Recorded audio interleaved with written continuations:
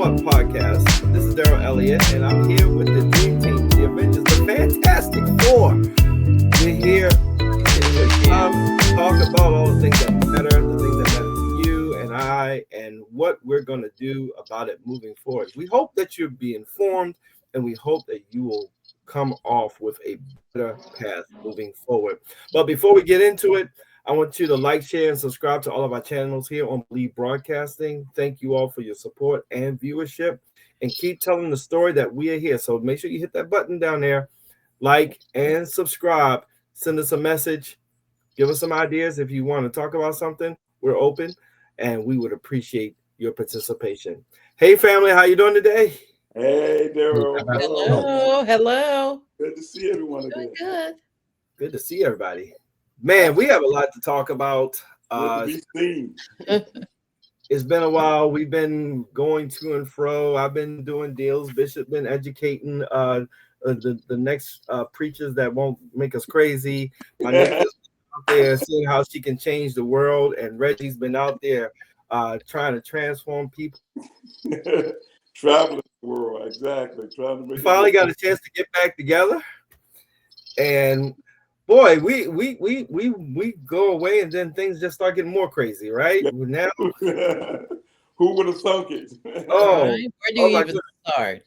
So, for the audience, we want to let you know we're going to try and move through some of these topics so we can at least hit on them and educate you a little bit, and then we can have some family strategy moving forward. So, I'm going to get right into it because a lot what's been on my mind has been corruption. There's a lot going on, and the first thing I want to talk about, and this is going to be in a string of things going on. We're going to talk about first the National Guard in American cities being deployed by the president against the will of the governors and the people. So he lost a court case in both Los Angeles and just a couple days ago, Chicago. I want to bring everybody up to speed on this. Let's first educate everyone, and then we're going to have a discussion. So let's get to Chicago. President Trump's next threatened move on Metro Chicago, and that is possibly invoking the Insurrection Act, which would claim a rebellion against the government is underway here and allow for a stronger military deployment. Our investigative reporter Chuck Gowdy on the story for us. He joins us now with what that would look like. Chuck. Allison, there's a gathering storm over Chicago and the suburbs, even as Illinois State Police and regular federal law enforcement agents have been able to stand up to fairly small and only sometimes violent crowds. But the gathering storm of a wider military deployment to Chicago with full arrest power is being considered by the White House and talked up publicly by the vice president, especially since Trump Justice Department attorneys lost several legal cases here in the past week. Small skirmish lines last weekend handled by Illinois State Police in front of the Broadview facility. Even without the help of National Guard troopers sent in by the president, soldiers last week were ordered by the courts here to disengage, orders being appealed by the White House. The problem here is not the Insurrection Act or whether we actually invoke it or not. The problem is the fact that the entire media in this country, cheered on by a few far-left lunatics, have made it okay to tee off on American law enforcement. If President Trump invokes the Insurrection Act of 1807, most legal barriers to military use would disappear. The president claiming a rebellion is underway here, and soldiers could then assume regular police duties, including arresting people. It would set up a really stark conflict between the president's use of troops and our traditional understanding of the autonomy of state governments in local law enforcement that I think would be challenging. They could insert curfews. They could tell people to stay in their homes. They could close stores. It's not martial law, but it's one step toward martial law.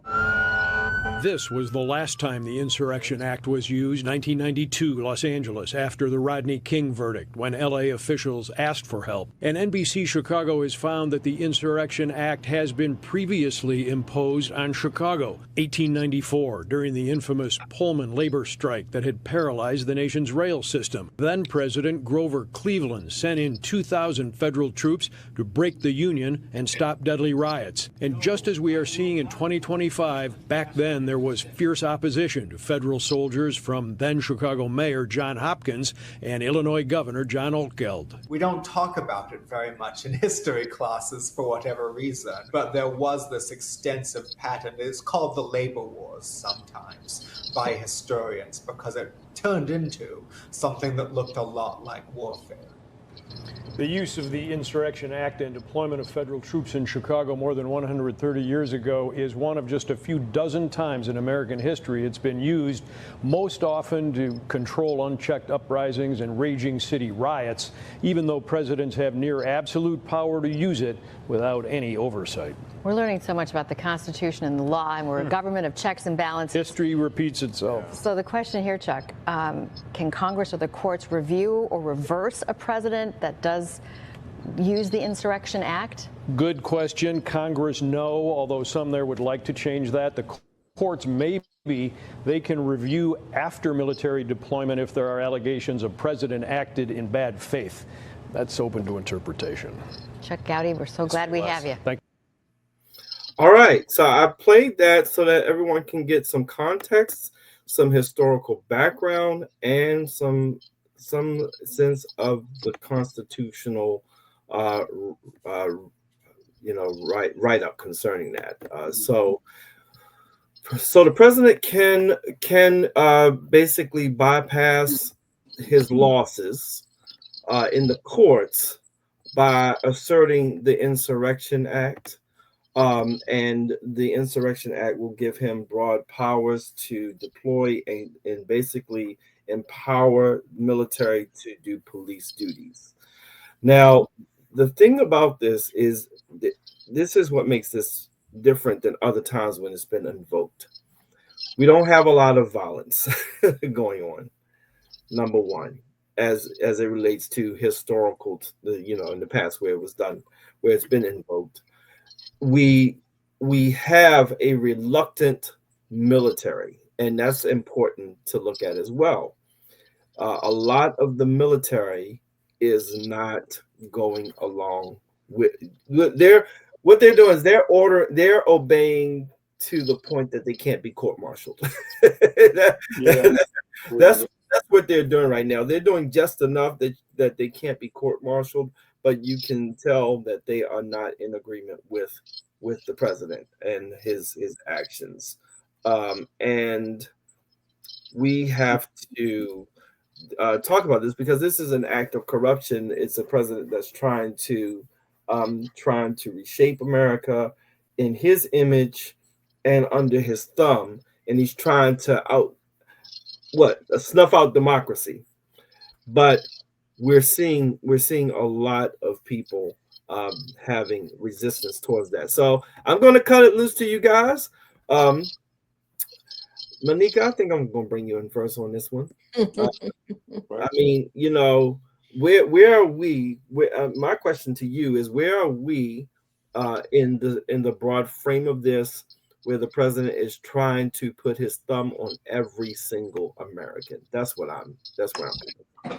Yeah, I have been concerned from the very beginning when these troops came out. I mean, there's been so many layers that had been placed on his intrusions in cities and in states, and using the National Guard and then bringing in additional troops, not to mention the layers of ICE that coming in and just going in, just blatant violation of our civil rights. This man is just seriously he is just trampling on the civil rights of all Americans. And I don't understand why we have not done anything about this. And so the courts are eventually the courts are going to be useless. the decisions come, he'll just simply, use some scapegoat out of not complying with those laws. But, we're going down a dangerous pathway, a direction that I do not believe most Americans understand, that Right. the basic values and the basic traditions that they believe that will continue to happen in this country may not happen. And that may be voting in the election. Right. Yeah. Right. So that's where I stand right now. Yeah, I don't think that I don't think it's going to be something that he's going to be able to sustain eventually, and this is why. Americans are funny. Americans do nothing until they do something. You know what I mean? So basically, Americans have a way of being in the dark and not knowing what's going on. To everybody in one tsunami get on a thing and then overwhelm the system. So I think it's just the nature of Americans that we're very long suffering because we've had a lot of comfort. So we have not dealt with a certain level of political discomfort that other nations have had to deal with. And we've not had continual political unrest. We would have it in spurts and pockets or maybe periods of time. But I get the feeling, because the No Kings protest I'm hearing is going to be a lot bigger than the last one. So they're playing with fire. I think that they are. I was watching a podcast that they said that this administration is terrified of the people. They are scared of. Oh, absolutely. Right. So I think they have justification for that. Bishop, I'm gonna bring you up real quick. Well, I believe that they should be afraid and be very afraid, because the fact of the matter is that you cannot tell the people of the United States that this is a government by the people for the people, and then not make that a reality. That's number one. Number two is the American people are tired of the lies, the blatant lies and cover-ups and so on and so forth that are being, perpetrated on the American people on a daily basis. There has to be a point of accountability. Okay, so if you, and this is my message to the president, is if you were going to hold everybody else accountable for their misdoings, you first have to hold yourself accountable. Okay, and so because otherwise you're a hypocrite, you're a liar, you're a thief, you're a murderer. We already know you're a pedophile. So let's not play those games. Yeah, we didn't forget about those fouls, y'all. Just to. Yeah, exactly. Exactly. But here's another thing that we have to understand that this administration and its leader has said, is he says that he loves the poorly educated. Oh yes. Okay. And this is what he utilizes as a smokescreen against the people. It's like he's got the Jedi mind trick going at all times. You don't see what you're seeing, but I'm seeing it. That's not what you see. It's not real. Okay, but everybody else did this, and this when you're doing it right in front of their face. Okay, so here's the thing. My Bible tells me that these 6 things doth the Lord hate. Yea, 7 are an abomination unto him. Number 1 thing is a proud look. Number 2 thing is a lying tongue. Okay, and this administration's leader has proven to be a liar more than anyone. I'm trying to find somebody in history that has lied more than he has. Okay, so now with all of this stuff going on with trying to to send in troops to put people in order. Mm-hmm. The first thing we have to understand is that there is a Second Amendment for a reason. Yep. It is. Okay. However, we as Black people have to understand something. That all the things that are going on are trying to force us into that race war that they have been wanting for so long. Okay. And we also have to see that they're not just targeting illegal aliens, they're targeting anyone who is non-European American. Thank you. Okay. They don't care what your last name is. If you love being European so much, then go back to Europe. Exactly. Well, see, that's the thing. They said go back, and they keep telling us, well, why don't you go? You stole the land. You put up a fictitious government on soil that does not belong to you. Exactly. Okay? And then you have the nerve to say, well, let's all get together and try to get along. And you lie every time you try to get along. You say you want to get along. Yeah, So, but if you're so caught up in your whiteness, go back to where it's cloudy and rainy. I got a place that's really big and enjoy yourself. Okay, why don't you go to Siberia? Why don't you go to the North Pole? Why don't you go to and freeze yourself? Okay, because personally, we don't have the time or the effort or the energy to put into trying to change their racism. Exactly. It's a dead point. It really is. You don't, keep asking the question, can an Ethiopian change his skin or a leopard his spots? The answer is no. This is generational because our very education system enforces it. Our social, legal environment enforces it. Okay? And then we have another problem is the media enforces it. Exactly. Okay? So you're surrounded by on three sides and your back is against the wall.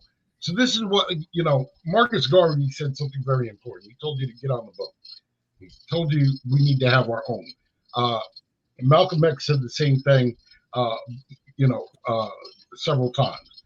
Elijah Muhammad said the same thing. Even Dr. Martin Luther King Jr. said, in his later years, before he was assassinated, that he feels that he has led us into a burning building.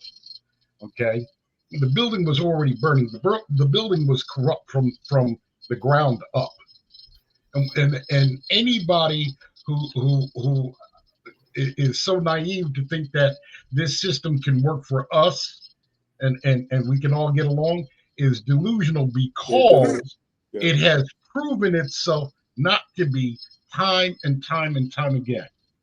Okay, well, so what has to happen is we have to have a Congress and a Senate if we're going to use such things to totally eradicate all this nonsense and to rebuild the construct of what the American principle is supposed to be. I want to get on that topic of rebuilding. Let me jump to Reggie. So I want to build on. I'm gonna get to that somewhere, maybe in this conversation, because rebuilding. I feel that we need to. The one thing we can thank Donald Trump for is to let us know where all the holes in the Constitution exist. That's number one, and number two. I think so. A rebuilding there, or a spiff up renovation, or whatever we want to call it, of the Constitution, shoring it up is definitely in order post Trump. The second thing we need to rebuild is we need to re-inject what real Christianity is, because that too has been distorted. And greater exploited and distorted in the age of Trump. So go ahead, Reggie. I got to keep us moving. So go ahead. I'm going to get you. Exactly. You know what? I am just, from what everything Monica has said and the Archbishop has said, I concur, and I totally agree with everything that has been said. But even taking it a step further, I'm just at a place emotionally, mentally, spiritually, that I'm just so drained by the corruption and I can't say corruption without hypocrisy too, because this man does what he does because he has the full enablement by the other branches. No, our country was founded on the principles that there were three co-equal branches of our government. That's the whole essence of what democracy is supposed to be. You have the judicial, legislative, and executive. And yet we see how the legislative and judicial have acquiesced and just surrendered their power and conceded that this one man who has never served this country, nor anyone in his family for over 150 years, they researched, not one member of his family has ever served this country. They have just been grifters since they've gotten here. Everything they've done outside of being a part of the Klan, his daddy being a part of the Imperial Wizard or whatever, the high-ranking position. So here we are now in 2025, living out everything that everybody was warned about. I'm just at a point now, I just cannot realistically concern myself. I wake up every day now just being grateful to be alive another day and thanking God for that. But I have been actually cutting people off and refusing to have conversations and dialogues with people who I associate with, friends, and even family members.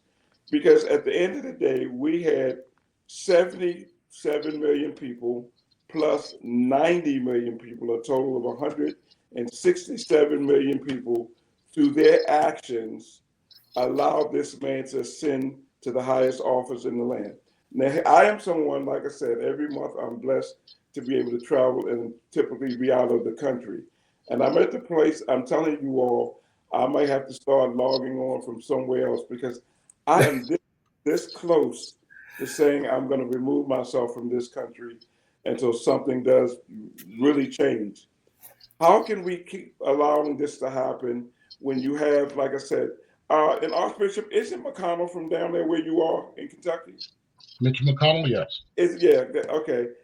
You have these people. First of all, like I said, it's time for us to wipe the slate clean.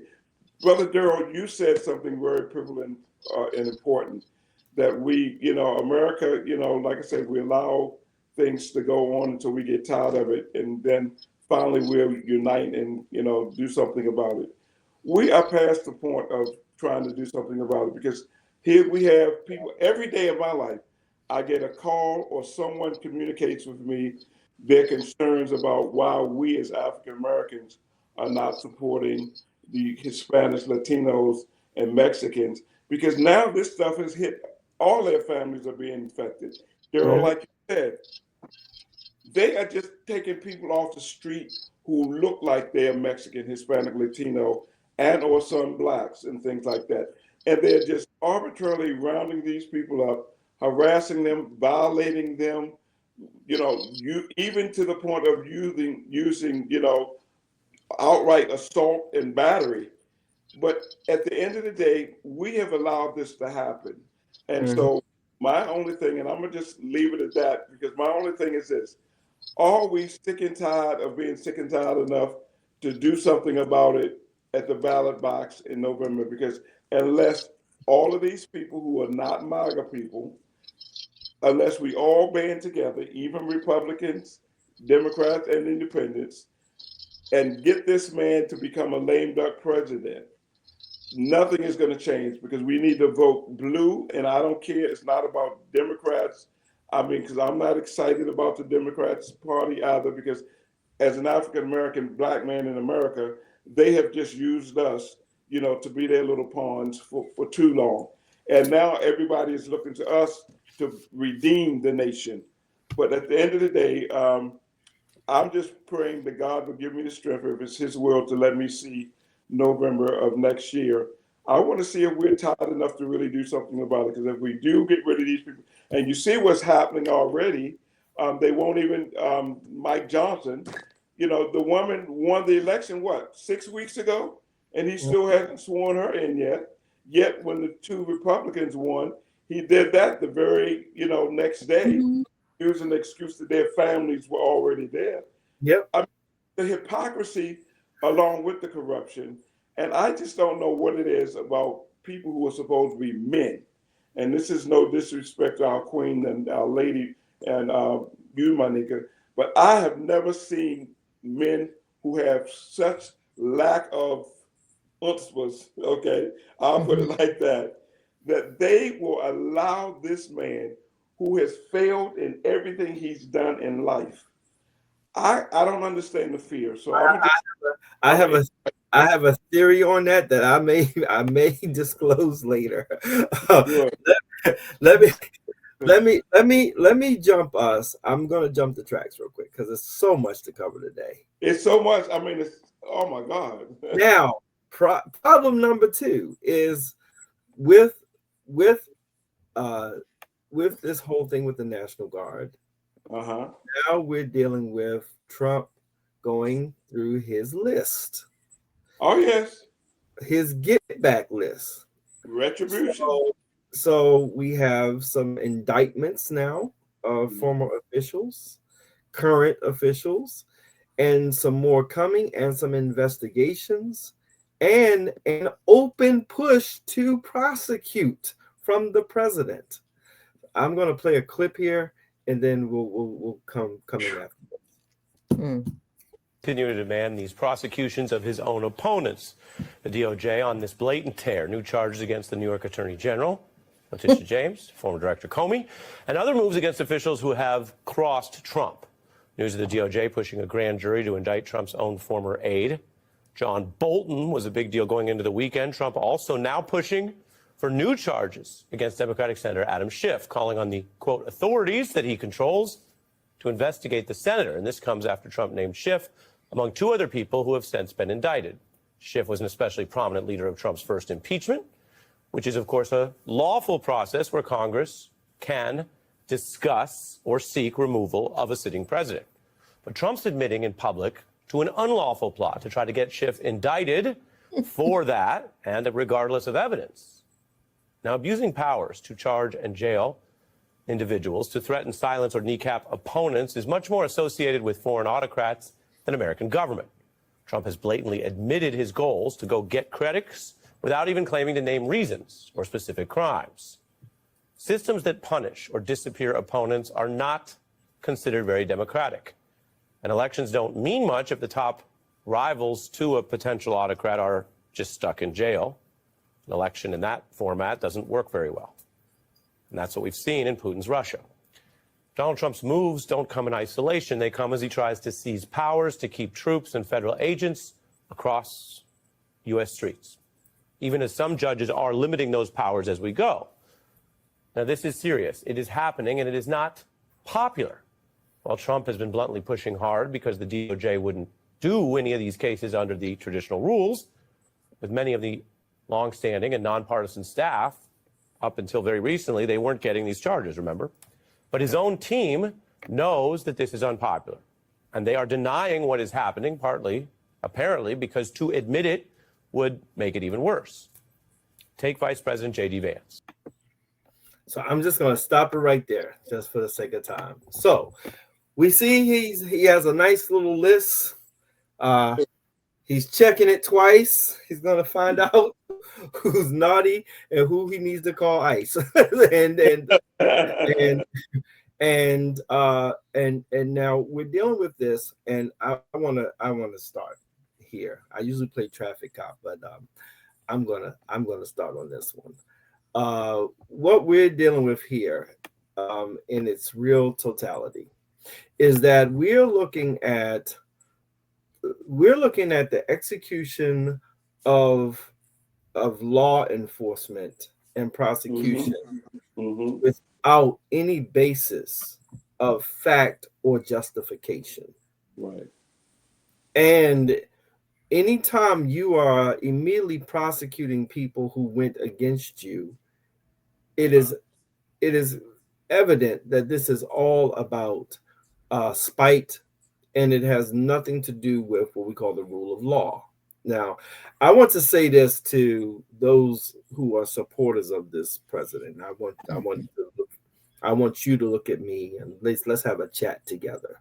Um, I think that you have to re-examine your values, because the thing is that if you support this, just remember you will find your way on that list eventually also, because Absolutely.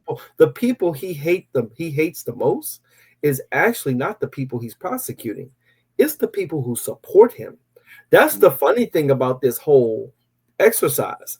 Trump doesn't hate, don't think that he hates the people he's prosecuting as much. Or how about this? He respects them more than he respects you, who's going to easily just go along with everything he wants to do. He respects Adam Schiff. He respects Letitia James. If you remember in the election, he talked about how beautiful Kamala was. Uh-huh. That she looked like our beautiful First Lady Melania, if you remember that. He has Yeah. greater respect for the people that he's going after than he does the people who are supporting him. And eventually he's going to find a worse way, just like he did the farmers, just like he did the Latinos for Trump, just like he did not offer any cabinet positions hardly to any black people or any true endorsement. He's not even endorsing the most MAGA person in Virginia for the governor's race. He's not saying a word about her because she's black, a black woman. He's black. And for Exactly. some reason, That too. you are so hypnotized by this this gentleman who is eventually going to succumb to Big Macs and French fries. For some reason, Don't call him a gentleman, though. Please don't no, use that. I'm trying to do the best I can, Reggie. No, but don't use that. and for some reason you want to continue to throw your support behind it. And how do I know? Because I talk to you all the time, and I have to deal with you all the time, and even those I do business with, because we're voting our wallets in business. But remember, that will come to bite you as well. Ask CBS, ask CBS, ask ABC. The multiple, ABC asked the multiple entities, and now NBC has just fired its whole division dedicated to minority issues. Exactly. And thinking that that's going to keep them out of the line of fire, and it's not. It's not. When are we going to learn? And then when are we going to know the greater power lies with us? Reggie, I'm going to bring you in after that. I had to just jump on my soul for a second. Okay, well, I'm trying to keep somebody from knocking on my door at midnight. So the reality is, Brother George, you hit the nail right on the head. And like the old saying, no one knows for who the bell tolls. And these very same people, this is what's blowing me away.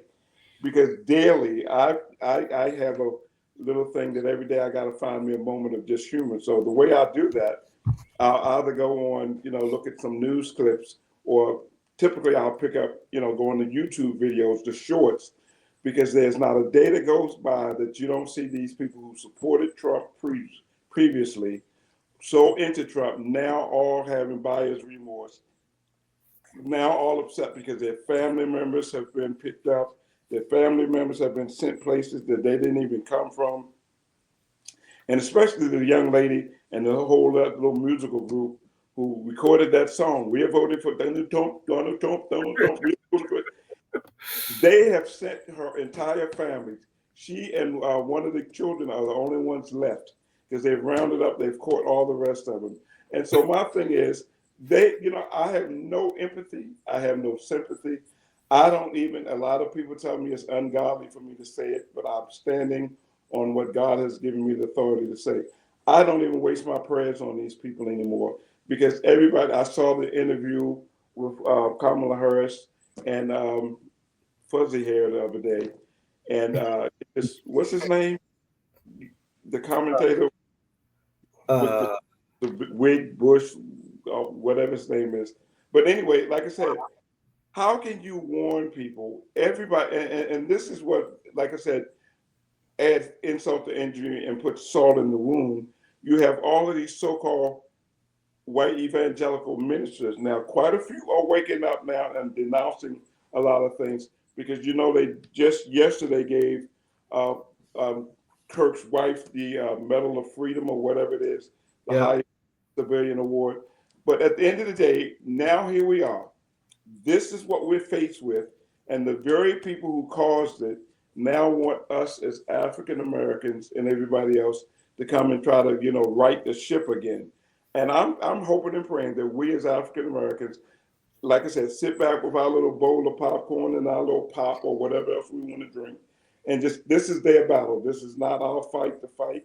And my whole thing is, like I said, until we get to next November, then I'm going to be really either more radicalized to the point that I do something, you know, even more severe, or like I said, I will trust God enough to know I'm not a prophet, but I'm going to keep saying it. I just don't believe this can continue, you know, for another 13 months until next, well, really another 12 and a half months, because today's the 16th. And so I'm trusting God that these people, you know, God is going to right the ship for us. And, you know, like I said, when you're putting a man out there who in any given day tells no less than 200 lies on any given day, every interview, you can expect to get 20, 30, 40, 50 lies. And then, you know, like one of the other commentators was so happy to say that he came in there saying that there's going to lower this by not just 50%, not 100%, but 1,000%. So that means, you know, 100% means we get everything for free. So 1,000%, now they can start paying us, you know. So it's just crazy. It's just crazy. And everybody knows the man's mind is gone. But yet still you have these enablers who still stand by this man. I don't know how they go home. I don't know how they look at their family members, their children, and look at themselves in the mirror. But at the end of the day, I'm trusting God because I'm seeing too many good people leave here. So it's time for some of the bad ones to get caught up in this purge of people leaving here. Well, that's because we have a Jewish Nazi sit up there telling them what to do, and that's another study in self-hatred. Monica, what you got? You know, yeah, I still want to go back to the civil rights aspect of all of this and what's going on. But what I want to say right now is that we are seeing the unraveling of what is going on in this country. And just to pick up on what Reggie said about us sitting back and taking some popcorn, that's my recommendation at this point. Need to kind of just really watch, because this is not your fight. So you have the House, you have the Senate, you have the White House, you have the Supreme Court, and we can't pass a budget. Thank you. Or keep the government open. Right. And open. And I'm sorry to cut you off, Monica. They think that the Democrats are going to agree to fund a military that you plan on turning against the people. Right. Craziness. Go ahead. I mean, it's outlandish. It's so absurd. It's hard to even have a conversation on it. Yes. Because you know, you just have to sit back and say, what is going to happen? When are we going to wake up? When is it all going to make sense? Or just simply watch, because there's an implosion going on. There's stuff going on inside. Yes, it is. Yeah. Yep. I'm Bishop. I'm gonna let you jump in here, and I'm gonna jump to another topic. But this truly is crazy town. But go ahead, Bishop. I'm gonna go ahead, Bishop. I think anytime you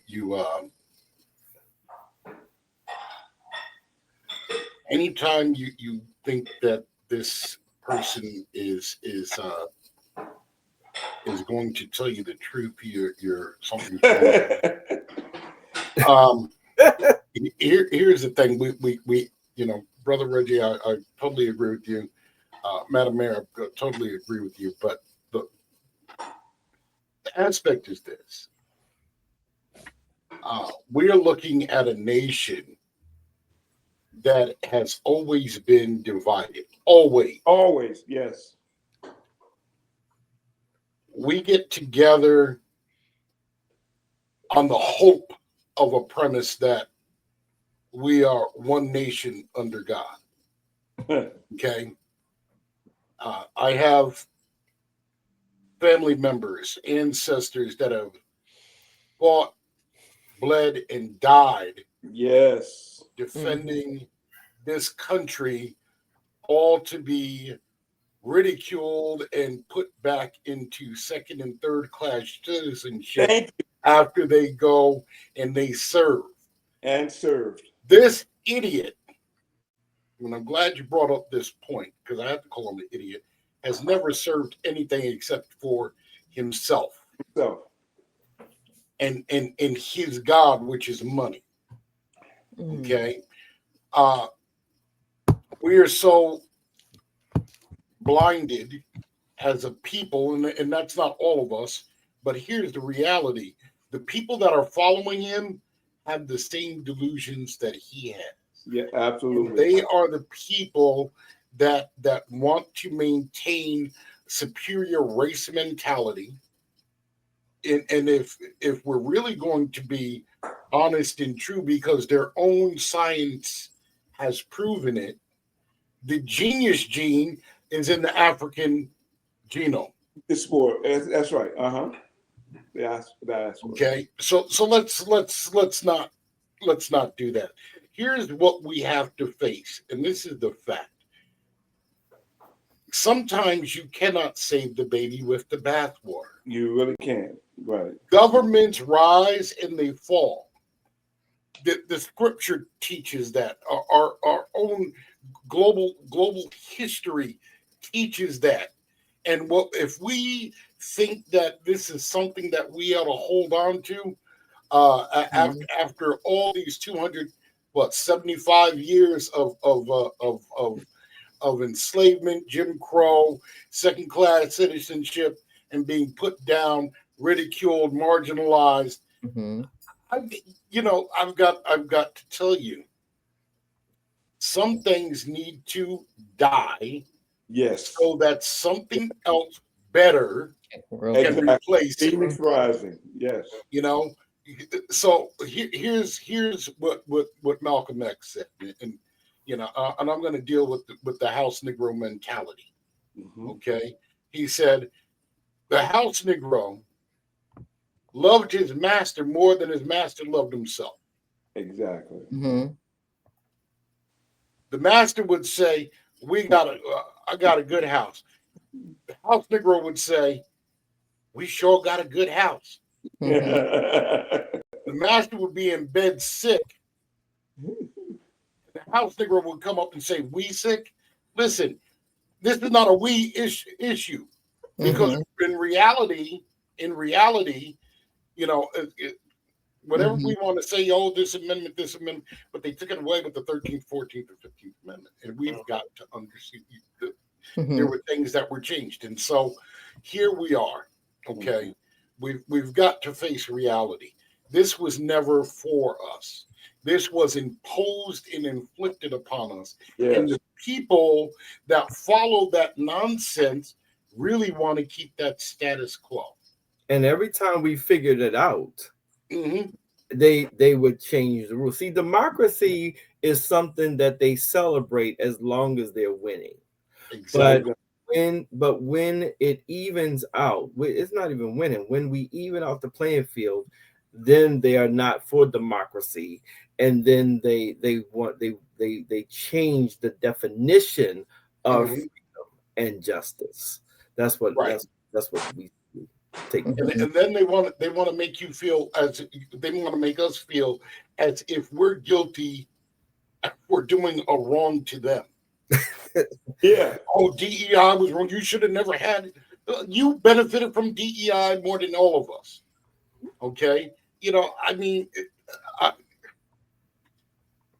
Listen, a lot of political and social analysts have said over the past what is this, 10 months, that since Trump, especially since Trump got into office, okay, that we are watching the fall of the American government. Exactly. Okay. And so we have to understand that the scripture teaches us he who is not against us is for us. Yes. Okay. But this political system, time and time and time again, has proven that it's against us. Yes. Okay. Has anybody ever heard of Dr. Yosef Ben Yehochanan? Yes. Okay. Go on YouTube and really listen to his discourse saying entitled "The Black Man Must Wake Up." Okay.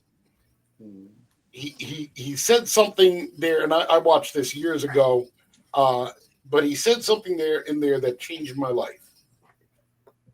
This is a very highly educated man, you know, earned degrees, matriculated through universities that the likes of us could never get in. Okay, some of us. Okay, but the reality is that he made a poignant statement. He said he has come to the realization that in all of his years of academia, he never once received an education, but rather an indoctrination on how to be a good European Christian. Let that sit for a while. Right. Powerful. Okay. And so what we have to understand is the first and foremost thing is that Christianity did not start in Europe. It started in Africa, Northeastern Africa.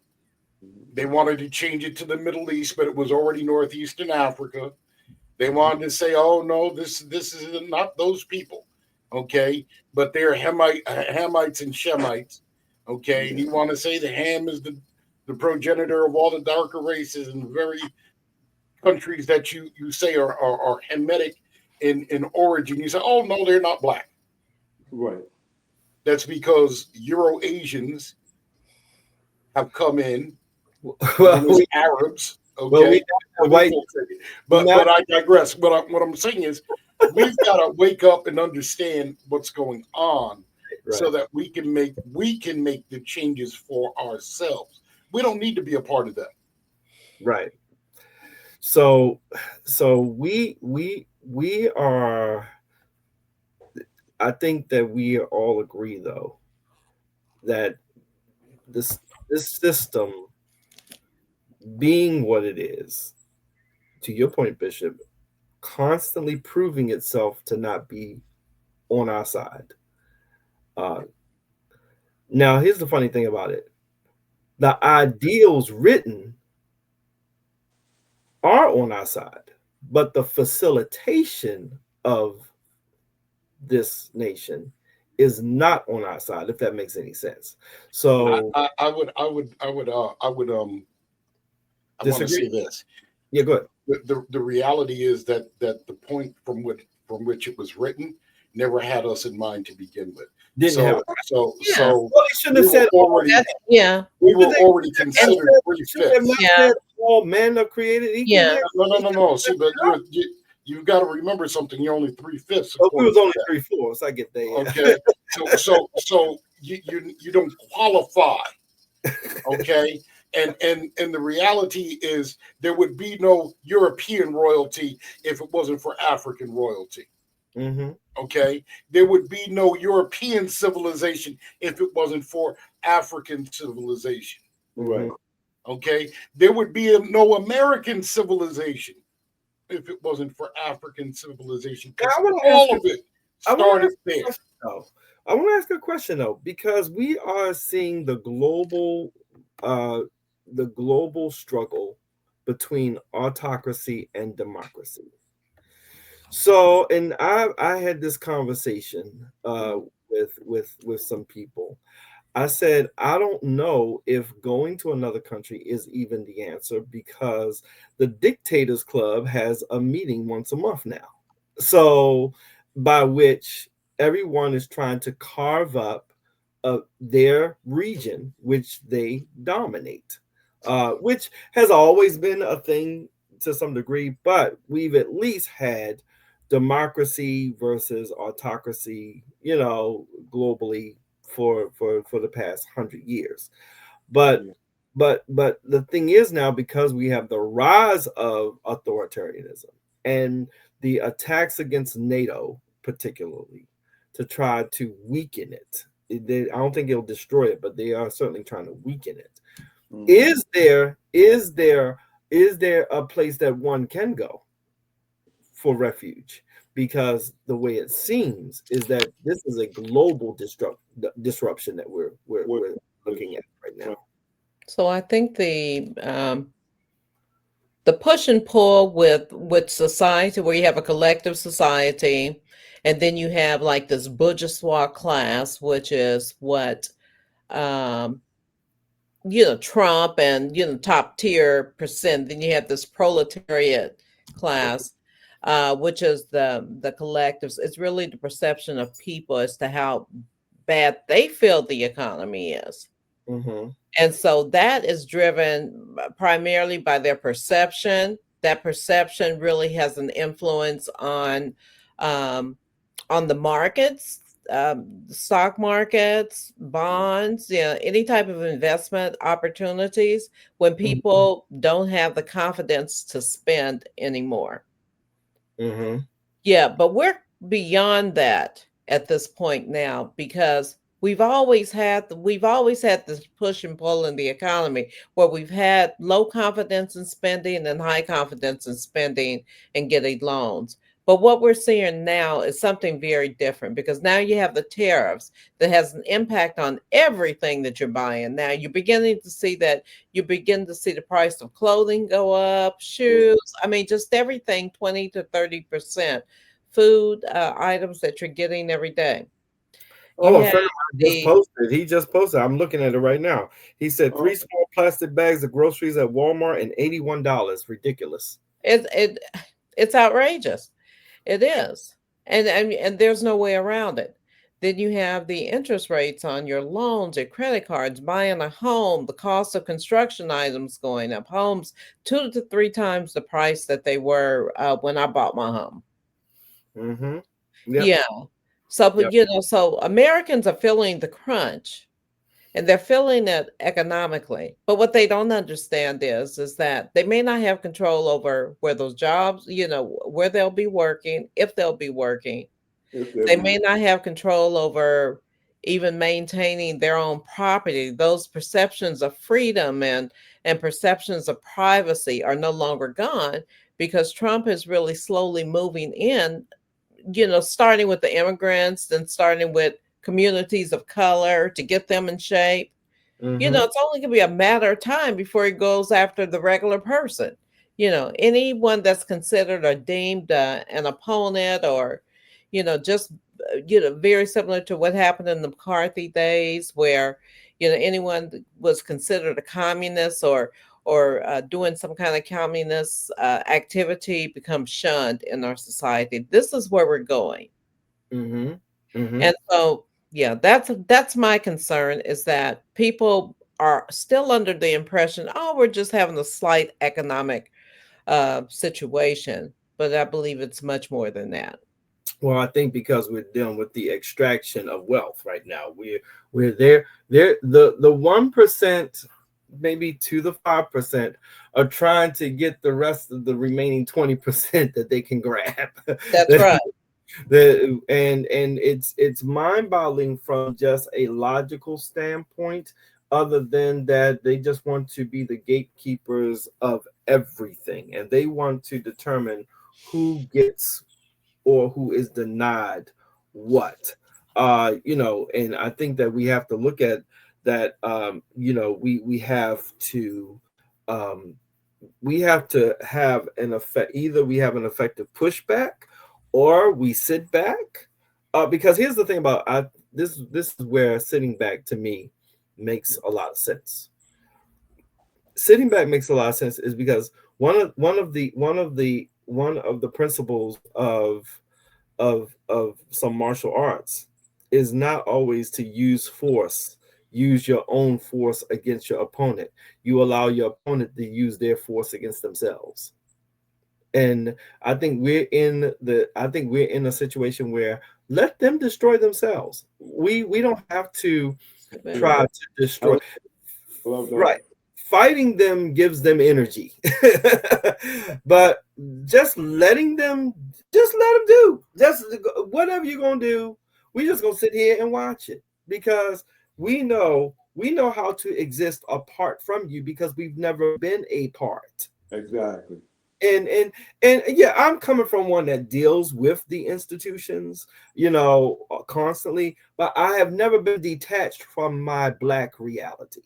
So regardless of my background, having been, in the system and participating and benefiting from it, it does not remove, it doesn't remove the fact that I have seen my own journey to have its challenges because of my color, not to get what I deserve because of my color, and all of those things. And for me I've learned to further embrace my Blackness when I come into a boardroom now. Like, I don't come in apologizing for being Black. All of my partners, everybody knows, they know that I'm coming through. They just, anyone I do business with, they're gonna have to get the true me, the Daryl that's from Baltimore. They're gonna have to get that person. And I'm not only a lot of times more educated, more experienced, more capable, and yes, more talented than them. It's something that I learned, that not apologizing, but trying to be always get along and always, appease and just keep the peace. That never worked for me ever. It was just better for me to come through. If I feel like a tornado today, that's what you're gonna get. If I feel like a quiet mist today, that's what you're gonna get. Because there's no upside. No. There's no upside to appeasing. And here's the thing, farmers. Let me tell you something, farmers. You might want to take that lesson too, because you were busy appeasing too, because this is not a race problem. And we keep trying to tell y'all that this is because you don't have enough money and influence for these people to give you any mind. And this is a screw everybody situation. This is not, as much as we see racism, the racism is more on the lower level, and they use it as a tool. Woo. They are busy stealing from everybody. Yes. And until you understand that they are stealing, and this is an exercise of extraction, until you learn that, you're going to constantly be in these cycles of voting for somebody who's just constantly destroying you. Yeah. Again, y'all think the vote's going to be there. That's it. Right. Yeah. I believe that. But let's add another layer to this onion, peel back. The extra insult is when people, like I said, I have always lived by a simple principle: don't lie to me, don't steal from me, and we can get along. But these people look in your face, and you mentioned it earlier, Daryl. They look in your face, this man lies to you, and then have the audacity to tell you you're not supposed to think that they're lying to you. You're supposed to just believe the garbage. Because look at this. We're in the midst of 2-4 weeks now for our government shutdown. You have people who have to go to work and protect these people who refuse to vote to let them get paid. They're going down there, the Capitol Police are protecting these people who are not even doing their jobs. But look at the other layer of hypocrisy. Our TSA workers are not getting paid. Our air traffic controllers. You can't even call people can complain if you have something with CDC, if something happened. A good friend of mine I was talking to yesterday, they had a situation where they forced some people to clean an airplane that really needed a biohazard team to come in because some plane came in, the guy took ill and blood. You can't even call nobody and complain because everybody's off work. But while we're off work, look at it, it's like, okay, don't watch my other hand, watch this hand like a musician. So with the other hand behind his back, he's giving $20 billion to Argentina. Make it make sense. I didn't, Argentina was on my list of things to talk about today, and I was trying How does it make sense? Yep. Oh, Justin, John Bolton's been indicted. While we were talking, John Bolton now has been indicted. I guess. But Letitia James said that he is on the Jays now. So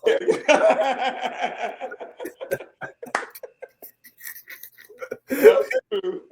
But you see her fiery response though. She let him have it. She let him have it. And more people have to do that. We have to stand up. And even though we don't have people with chutzpah and kahunas in the Congress and Senate, at least the people are standing up. And I'm so proud of, all the retired. I don't know if you saw that so many retired military people are speaking out because they can't do no harm to them now. And so it's my understanding that when they did the little thing down Quantico, not only did they totally reject everything he was saying, their protest was by keeping their silence and not responding to anything he said or did. Because at the end of the day, like I said, I have to believe there are enough people who still believe in the Constitution that, like I said, they've made it clear, they will not obey any orders that are unconstitutional and directly a conflict to what our Constitution says. And so legally they can do that and without being charged with insubordination. So up until that point, one or two things gonna happen. God is gonna have to come and remove some people and make a difference, or like Monica said, we all have to sit back with our popcorn and wait to see what happens next November. Because if everybody does the right thing, we can make his last 2 years a living hell to the point, he would walk away and quit. Because if he has no control over the Senate, no control over the House, the Congress, or whatever, he will be so upset because they can vote against everything. He won't be able to do anything. Because that's why he's power to make sure there's no election, because he knows that ballot box is going to be flooded. Oh yes, he knows that's coming. I want to jump on one other thing real quick. Government shutdown.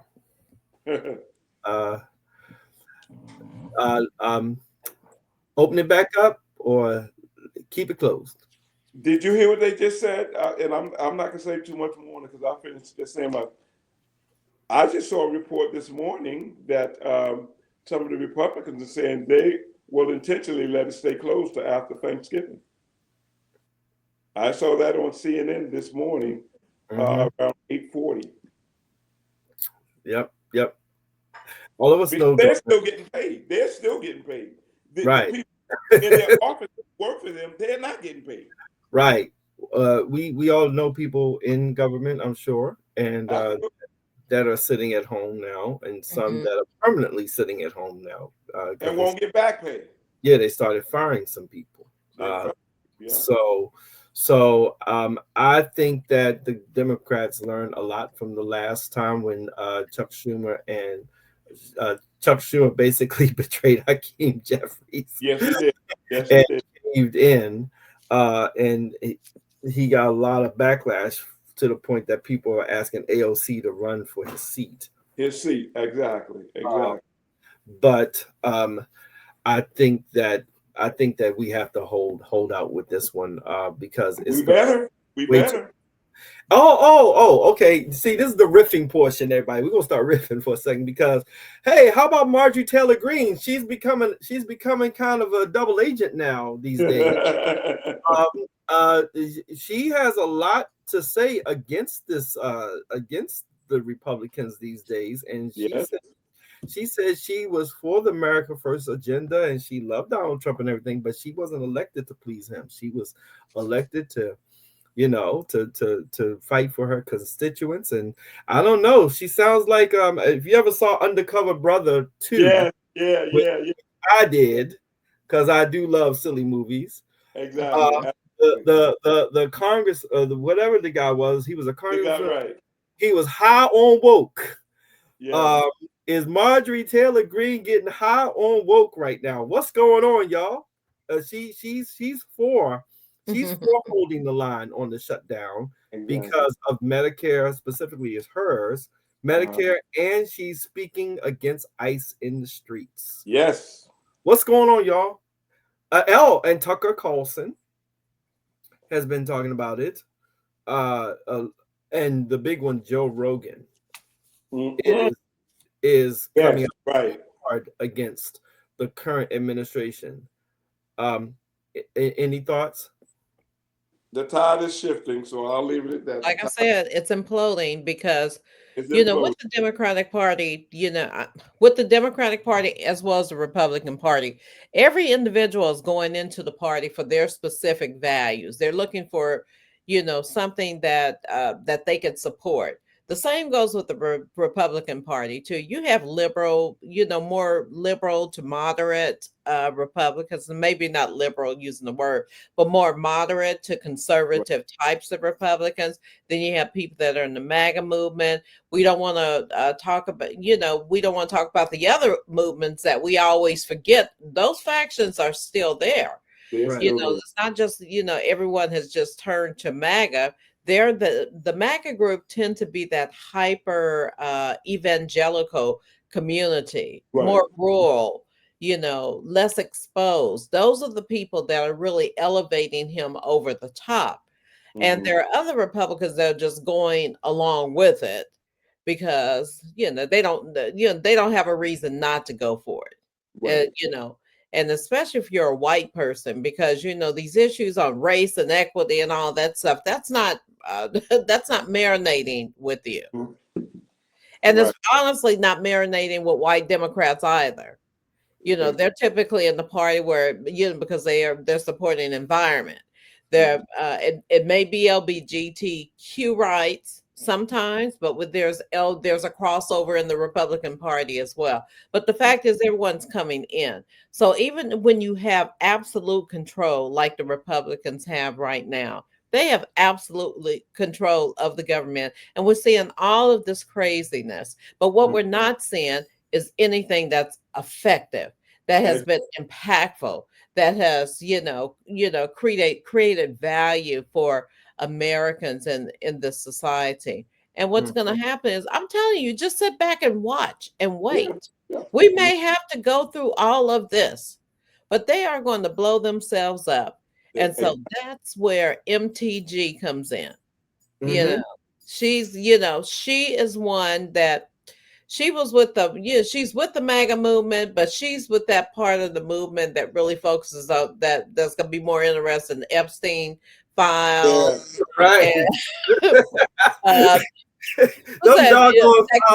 Them doggone fouls. That's really what this is all about. It's not going away. She's in that faction that that's supporting that the pedophilia talk.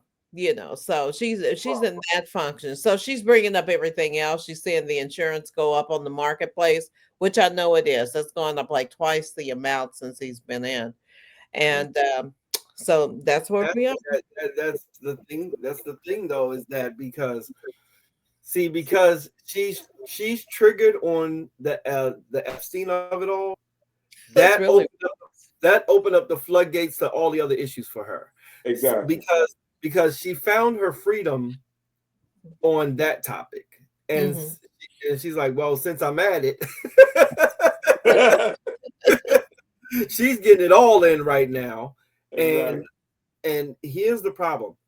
I think that we are finding out that MAGA is more fragile than it ever presented itself to be because of Donald Trump's bluster, you know. And here's the thing, though. He does have the seat of power, though. Mm-hmm. So now you're talking about an a flooding of the system to take that power away from him. Is that about right? I think that's exactly right, because at the end of the day, power without respect is that really power? Because, like I said, perceived power, just by the position that you hold and for the historical significance of it, everybody has always looked up to the American president as being, one of the most powerful positions in the world. But I'm telling you, around the world, what everybody is saying is America has forever lost its credibility. Anytime you will put a convicted criminal in there, everybody knows the man is not intelligent. Everybody knows the man is really ignorant beyond measure. Everybody knows the man has failed at everything he's done. So everybody's looking at this as just like a circus act now. And I thank God. I don't know if you all saw it was the most heartwarming thing I've ever heard in my life was when the guy who over the Nobel Peace Prize came out and says, no, it does not matter of the position or title he holds. Our organization gives to people who have integrity with strong character, of which he has none. And they said it. So they made it clear they don't care how much they petition and how much they advocate for him getting the Nobel Peace Prize. They're not going to acquiesce and end up giving him, he'll never get it. And so at the end of the day, Monica, we're all on the same page in the sense of this. I'm just trying to advise and share, not with just my family, but everybody in my, environment. I'm letting people know this is not our battle. Sit back.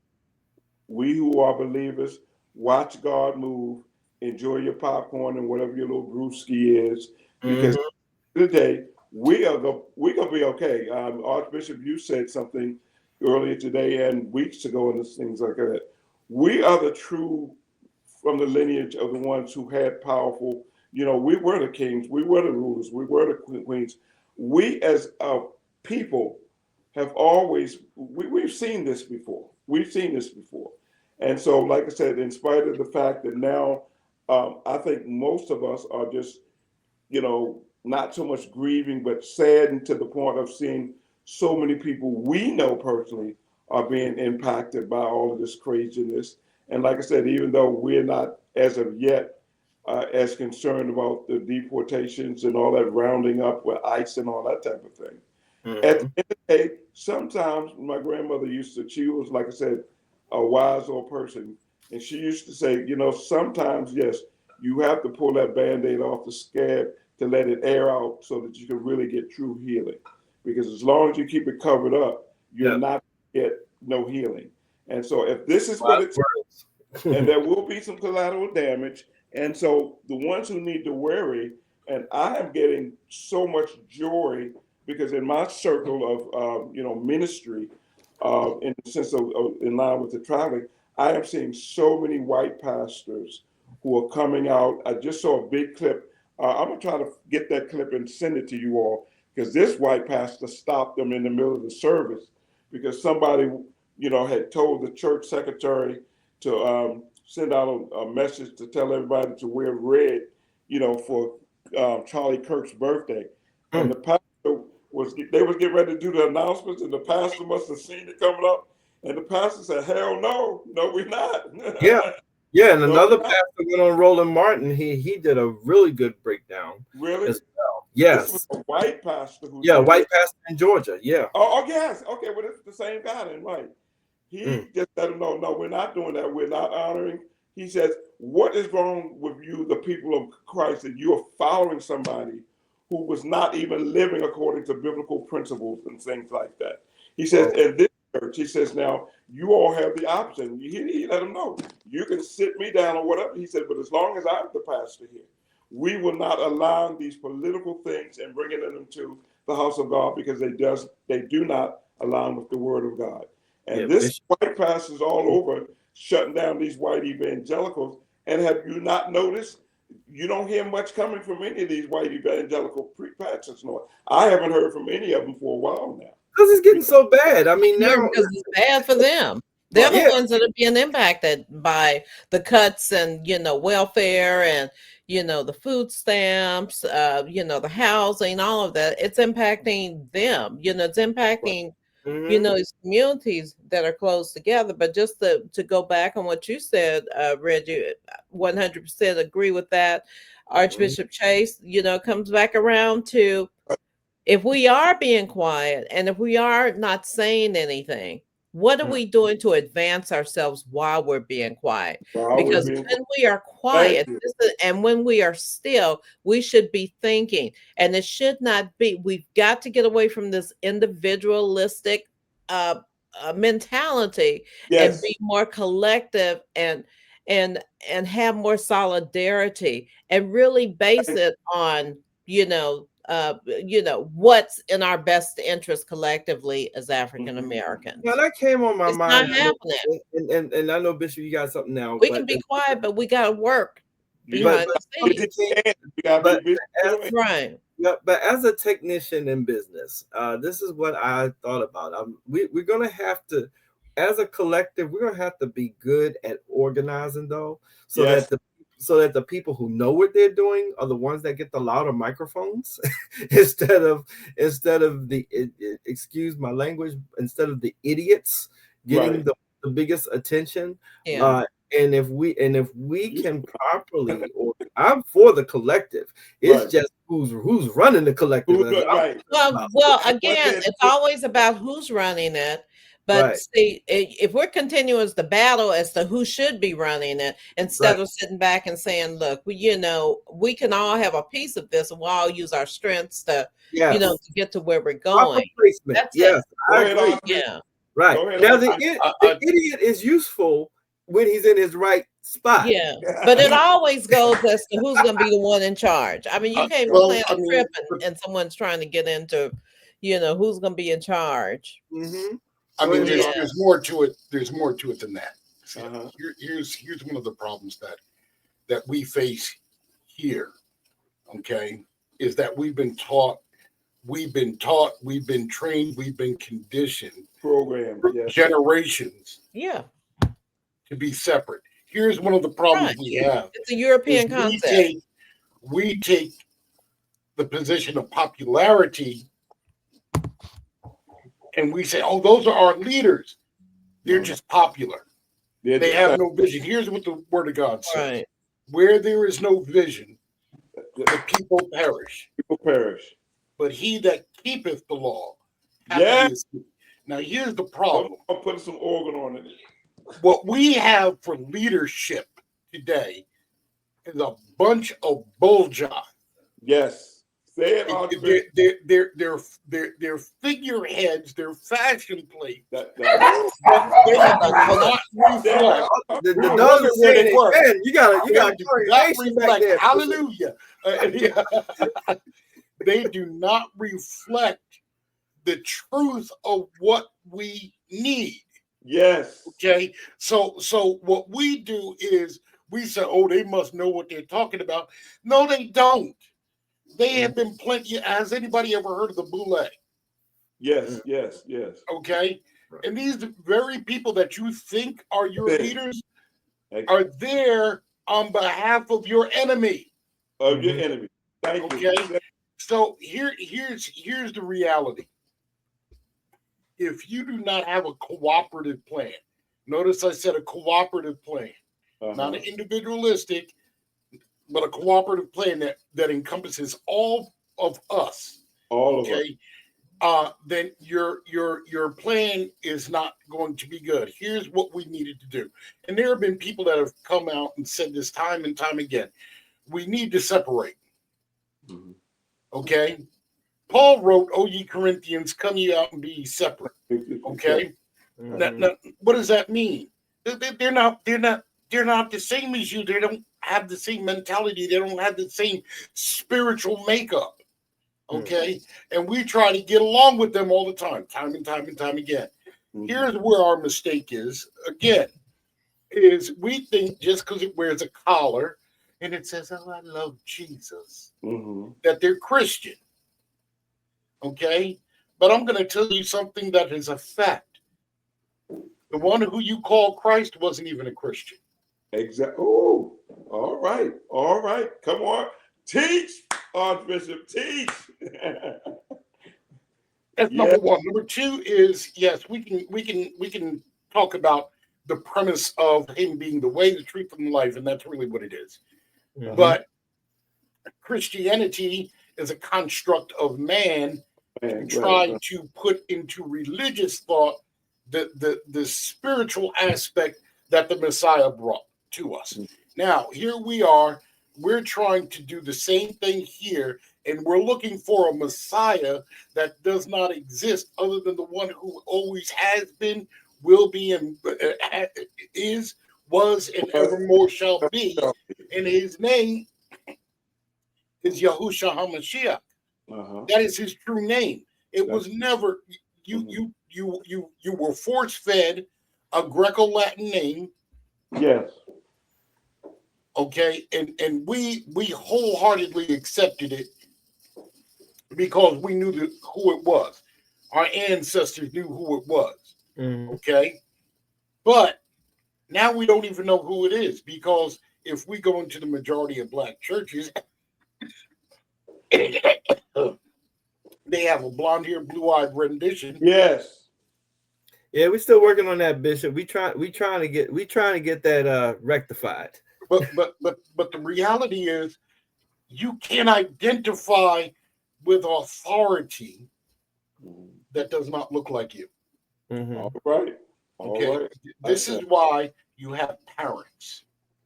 Your parents represent the authority of God, both sides of God, the masculine and the feminine. And I'm not one of those Queen James people, no. Right.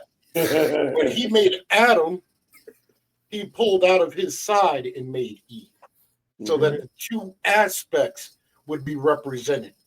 Okay, one wasn't supposed to be over the other, and so on and so forth. They were supposed to walk together. Okay, so because it comes out of the side. Now, was it a red? No, we're not going to get into that. But the problem we have is we keep trying to put our effort behind somebody, these so-called leaders who only want to suppress us and keep us within the confines of our oppressor. Yes. And dag nabbit, until somebody rises up and says, "Leave them." Thank you. Leave them. Get up and go. It's time to make Exodus. That's it. Take the gold. Take all of the wealth of Egypt and get out. That's it. But see, y'all, here's the thing. Y'all scared. That's it. Well, see. Y'all scared. Right. Y'all scared because you got a fictitious monetary system called the dollar. Yes. That is backed up by nothing. That means nothing. It's worth less than 3 copper pennies. And you think that that's got value? Our motherland has gold, silver, gemstones, the like you've never seen before. That's why they went away from the gold standard, because of that. The thing is that they could assign value based upon what they say value is. Like one thing we say in business, you are worth what someone says you are. We often see that in business. And what that has done is created a system that is that will pick people based upon who favors someone, or who is more likable, or who based upon color, social background, things like that, instead of truly achievement, merit, and usefulness. Once we move to a system that is not based off of real valuable, unfading material, now we have a system. I mean, because even when you look at the housing market is exposed as being a fraudulent system now, because you have houses now that are worth that are deemed worth 4 times their actual value. I mean, people are paying for crumbling houses now. And they're paying for houses in areas that aren't even that good. I mean, so what has happened is that this whole idea of perception in society, period. Trump became president off of a house of lies. I mean, there was a show from Don Cheadle that was called House of Lies, and you build a kingdom off of untruth. You build a kingdom off of what you can get people to believe instead of anything that is firm. If y'all don't mind, I'm gonna jump because the clock is running a little bit. I want to give our people a little chance to jump into something else. Let's first before I get into this, let's first give some love and some umbrage, some homage, that is, to Dianne Keaton and to D'Angelo. Yes. Now we've lost a few prior to now. We didn't get a chance to mention. So we do honor all of those lives that have been lost in the celebrity world, in particular right now. But every life is precious. I want to make that clear. But for those who have impacted culture and society through the arts, we want to show them some love. I let me tell you something. I love me some Dianne Keaton, y'all. I love she was just that kind of person that just had a way of reaching you as an individual. And she was believable. I think that's the thing about her and what made her believable is that the person on the screen was the person. Was the person that she was. So any thoughts on Dianne Keaton before I talk about D'Angelo real quick? Well, she was a social activist as well. She spoke out against this administration. She was with Robert De Niro and all of that little crew, who they were very vocal. So I'm like you. I loved all her movies. I've never seen her in any movie that I didn't enjoy. And my heart was really, I felt, like that these people become like a part of you. You grow up, you see them. And so, like I said, I pray that she can now rest in eternal peace forever, along with D'Angelo and their son, being that now, I mean, Angie Stone, we just lost her back in March. Yeah. And here he's gone in October, and their son has lost both parents. And that's like I said, I just hope we're surrounding him with a lot of love and stuff like that. But they made a difference in the world. And that's all we can all hope for, that we can make a difference in this cold, cruel world. And so to both of them, I'll say, see you when I get there, and rest in peace. Yeah. Well, Brother Reggie, do you remember that song, If I Can Help Somebody? Somebody, yes. Yeah. I mean, helping somebody isn't always with something big. Sometimes all you need to do is make them smile. Yes. Laugh. And that I can truly say about Dianne. Yeah. Dianne Keaton, she really. Angelo, and Dianne Keaton, and also with William Daniels, who was the voice of Clint, and he played Mr. Feeney. Mr. Feeney, right. On Boy Meets World. These people made you smile. They brought some brightness into your life, and they need to be remembered for that. They were unique people. Yes, they were. Yes. And can we throw in that mix also, because it's been, since we were together, and I don't think we mentioned it before, because that was 2 weeks ago. Robert Redford, he was another one. Robert Redford, yeah. Oh, yeah, that's right. Yeah, Yeah. I meant because we weren't together when he passed, were we? Because I meant to bring him up Right, exactly. Yeah, Robert Redford was an amazing actor. Man. He and you know he was that stereotypical, you know, Hollywood you know, he was that stud. He was that Hollywood, you But know. let me tell you, let me throw another layer to that. He went to my school. I am proud alumni of American Academy of Dramatic Arts. He was a decent human being because I'm talking about more than 38 years ago or whatever. He came to that school, and students like myself and others who really could not afford to be there, he would pay off your tuition for you, and you never knew it. And he would just anonymously do that. He was at that school, I know, 120 Madison Avenue, New York, New York. I'll never forget it. He would just come in there, and like I said, on any given day, he would just come in the classroom and just encourage the students, you know, not just to follow your dreams, but really master your craft. You know, so like I said, I had to throw him in that mix. Yeah, he was amazing. He was amazing recently in the Marvel. Good human being. Yeah, he was in the Avengers, one of the Avengers. Oh yeah.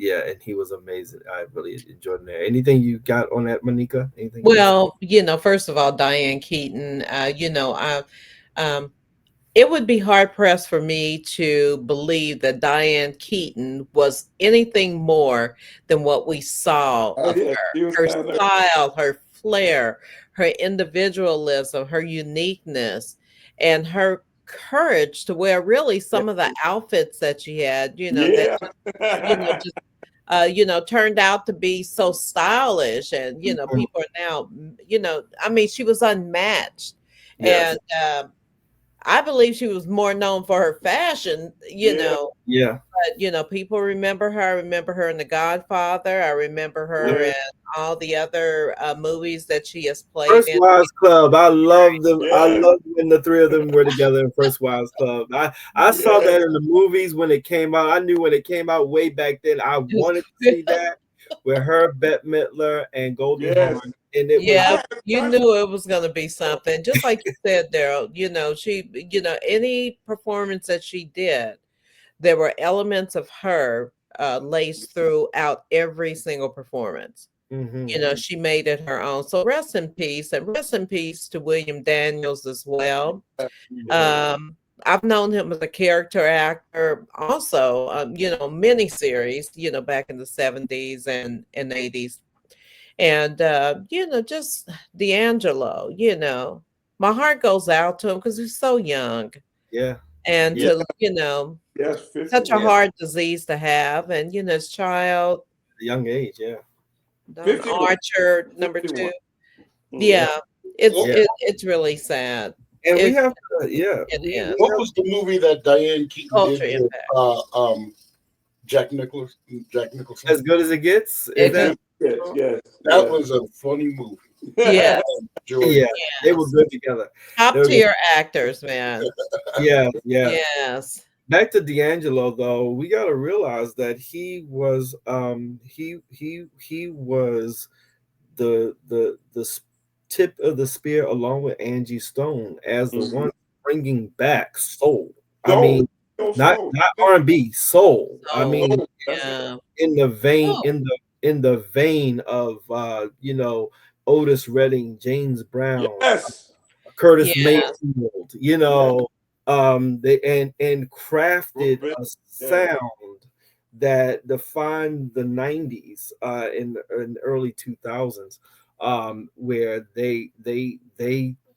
those two in particular made soul, I mean, funky all over again, and brought back feelings from the 70s and everything that and I was watching the background of how D'Angelo came up with his sound along with Questlove, and Questlove, and they worked on and they studied all of those old hits back in the day. and to come up with some of the quite frankly timeless masterpieces that he actually created. So we do thank him for his contribution, and and he was actually a very shy person. Oh yeah, yes, And yes, yeah, yes.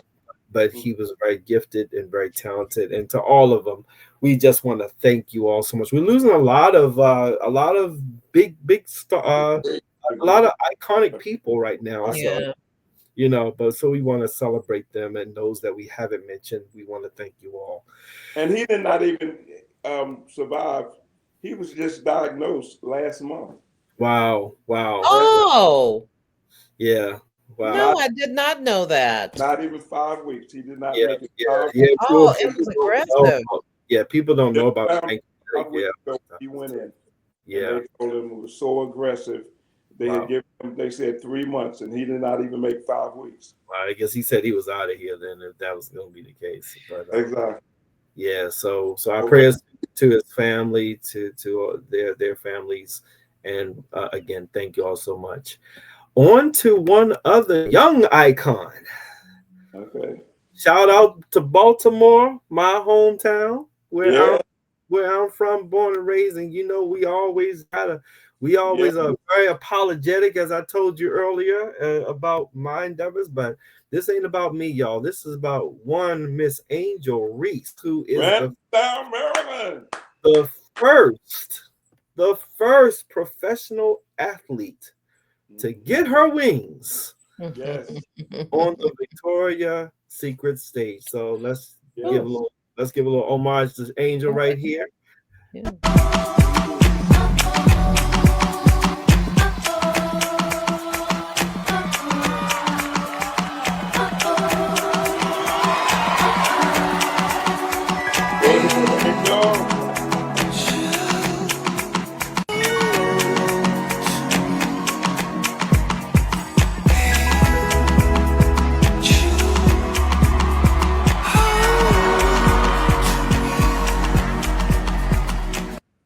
Baltimore in the house, and we want to commend her for just her boldness. She's beautiful. Yeah, and she's just like a Baltimore girl. She fights you too. She's like, this is me. I'm gonna get out. I'm gonna stand for what I have to stand for. And she will take all the hits that she'll take, and we certainly support her. Just in general, that she has fought some of the forces that are against her. Have you ever thought about all the hate mail she gets? Yes. Shaq has adopted her like a daughter. So he does.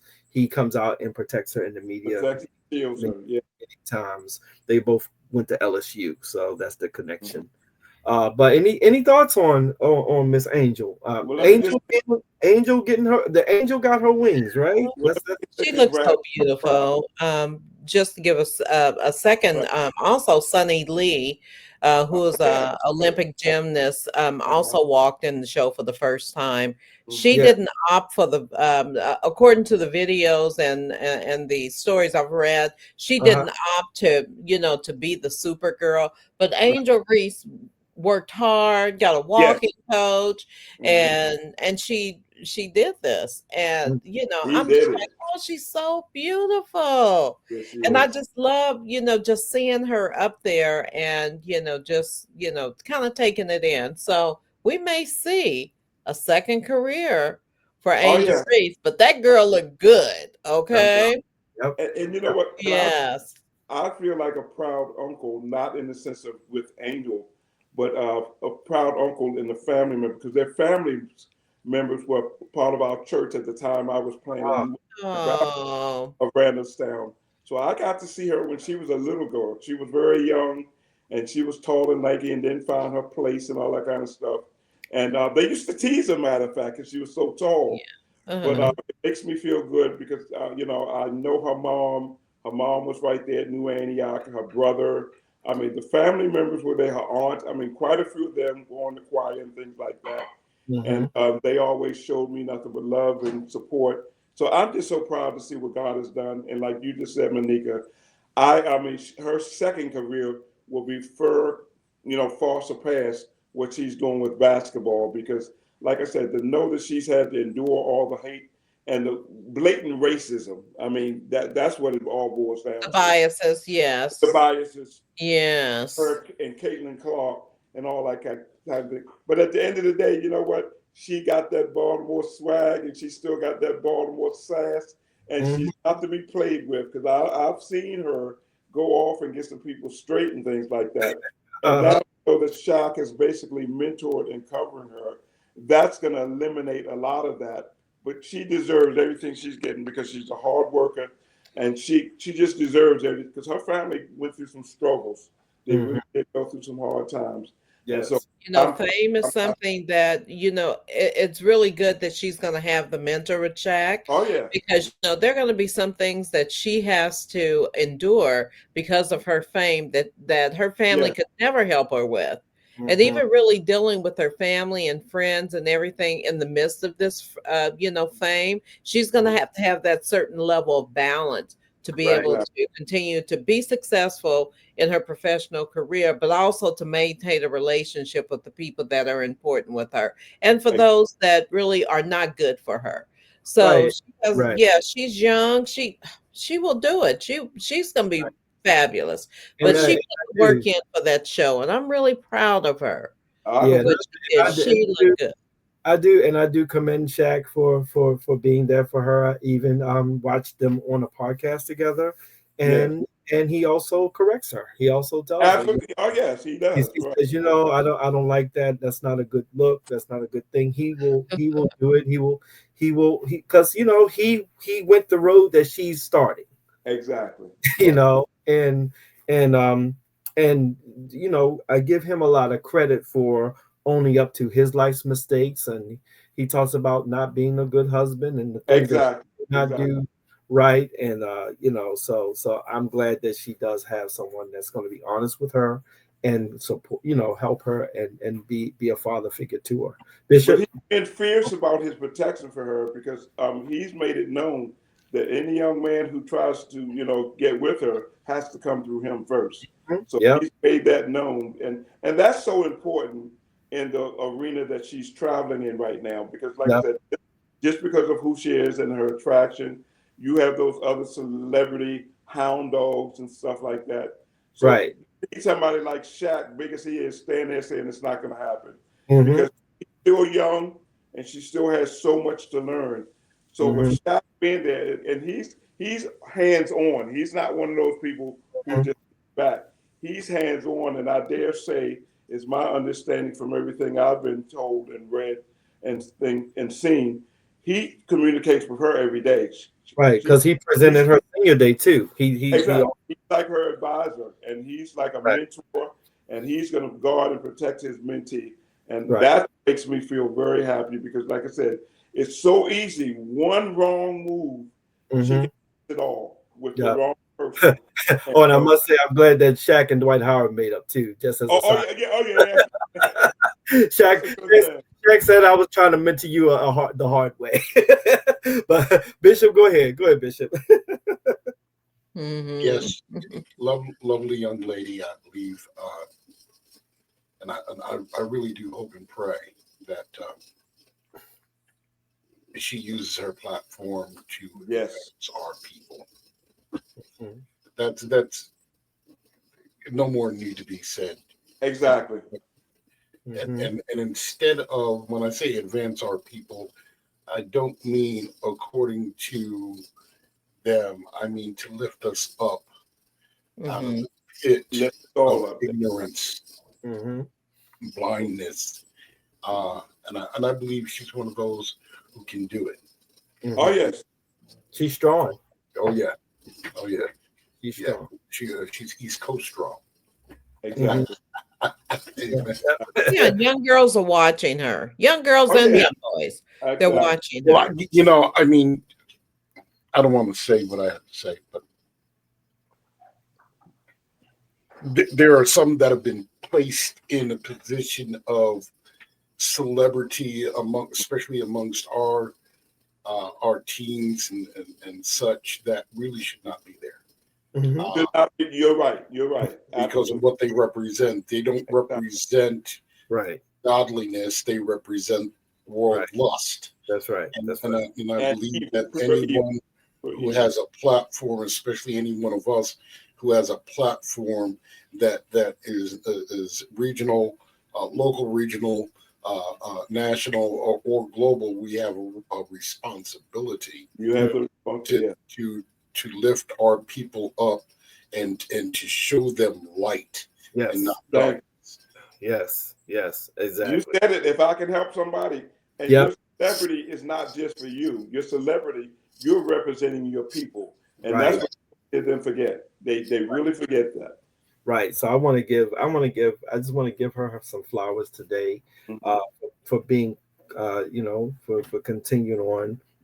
She's fighting a fight that many do not know, and she got up there. And she's just continuing, because $75,000 salary for playing professional basketball with all that training and traveling, you have no idea how little bit of money that is when you have to be a celebrity. So, well, everybody, I had so much that we could talk about, but I didn't want to break YouTube completely today. But we catch up. we have more on the plate for next week. Oh yes. So we're gonna leave it here, and everything, so that everyone can be able to digest this and think through all of what we have to do moving forward. So everyone, thank you for joining us for the Now What podcast here on the broadcast, and make sure you subscribe to all of our channels here. We have some great content, great creators, and we're growing, and we want you to continue to participate in it. So make sure you tell somebody, make sure you share that we're here, and we're here for you, we're here for each other, and we'll get through this together, and we're also going to thrive together. Remember that. Yeah. And we look forward to seeing you all the next time. God bless. God bless. Now what? Honey.